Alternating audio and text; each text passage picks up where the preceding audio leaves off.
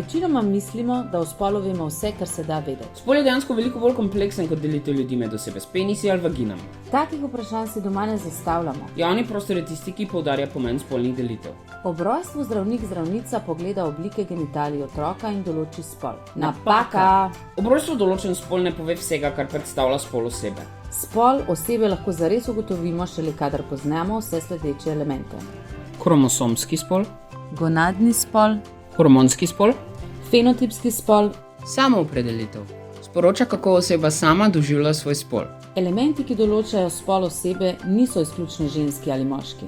Zakaj se družba v tem tako veliko ukvarjamo s tem, kdo je katerega spola? Zdravniki/zdravnice ponavadi določijo družben spol dojenčka in ne biološkega. Zato ta proces imenujemo pripis spola ob rojstvu. Osebam se pravzaprav določi spol, v katerem družba pričakuje, da bo tokom življenja udobno živela.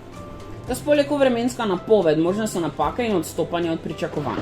Spol pripisan ob rojstvu je lahko določen pravilno ali pa nepravilno. Vsakič, ko v javnosti vidiš ločitev med spoli, pomisli, da je ta ločitev družbena, ne naravna. Doma za zaprtimi vrati se ne sprašujemo, ali smo pravega spola za WC. Vsi želimo samo opraviti svojo potrebo v miru.